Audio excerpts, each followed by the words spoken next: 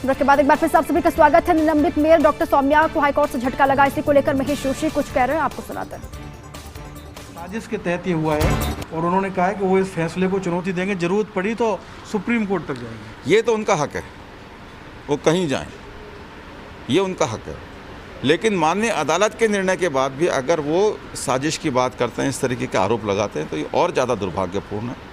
बिल्कुल सहज भाव से उनको अपने तत्कालीन मेयर की गलती को स्वीकार करना चाहिए। जयपुर जनता से माफ़ी मांगनी चाहिए, राजस्थान की जनता से माफ़ी मांगनी चाहिए और ये कहना चाहिए कि इस प्रकार की घटना की पुनरावृत्ति नहीं हो। और मैं समझता हूँ कि ये ज़्यादा बेहतर होता है। भविष्य में सर आप क्या देखते हैं, अगर मान लीजिए सुप्रीम कोर्ट में ज़्यादा समय लगा, सौम्या गुर्जर को राहत नहीं मिली, तो क्या नया चुनाव कराएगी सरकार जयपुर नगर निगम में मेयर के लिए, क्योंकि कार्यवाहक अभी सील दबाई? देखिए, नियम कायदे कानूनों के हिसाब से जो होगा वो किया जाएगा। ये कहना जल्दबाजी है कि क्या होगा।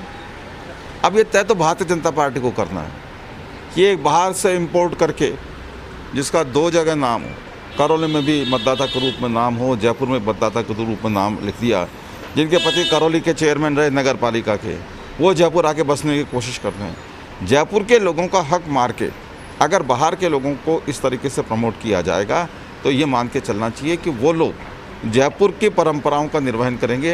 ये थोड़ा मुश्किल काम होता है। ये तो भारतीय जनता पार्टी को तय करना है कि जयपुर की जनता को उसका हक देती है, उसका प्रतिनिधि देती है, या फिर हठ धर्मिता रखकर आगे बढ़ती है। एक आखिरी सवाल सर, और आपने कहा कि सत्य में जयते, और सौम्या गुर्जर ने भी यही कहा था जब उनको निलंबित किया गया था कि सत्य परेशान हो सकता है पराजित नहीं। तो क्या माने कि कांग्रेस का या सरकार का जो सत्य था वो ज़्यादा ठीक था? सत्य ज़्यादा कम ठीक नहीं होता, सत्य सत्य होता है। ये इससे स्थापित हो गया। सौम्या गुर्जर जी तो दिखावे के लिए कह रही थी, अपनी फेस सेविंग के लिए कह रही थी, उनके पास कोई आधार नहीं था। मैं तो सीधी सी बात करता हूँ, पता नहीं सौम्या गुर्जर ने उनको प्रताड़ित किया नहीं किया, उनके कश में उन्होंने उनके साथ मारा पिटाई करी नहीं करी, क्या है। लेकिन जितनी भी प्रताड़ना मिली है वो प्रताड़ना सौम्या गुर्जर जी के कक्ष में हो। सौम्या गुर्जर जी ने अधिकारी को बुलाया, अधिकारी उनके कक्ष में गए, उस कक्ष में उनके साथ जो कुछ हुआ अशोभनीय था, कानून के परंपराओं के खिलाफ था, नैतिक रूप से गलत था।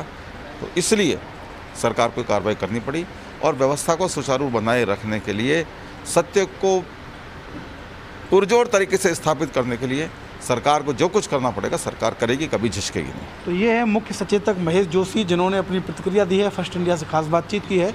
उन्होंने हाईकोर्ट के फैसले का स्वागत किया है और कहा है कि कम से कम तत्कालीन मेयर को अब सबक लेनी चाहिए, क्योंकि एक जनप्रतिनिधि का एक अधिकारी के साथ जिस तरह का व्यवहार हुआ था उसको लोकतंत्र में बिल्कुल सही नहीं माना जा सकता। कैमरामैन सुरेंद्र सैनी के साथ Shivendra Pratap Singh Parmar, first India news.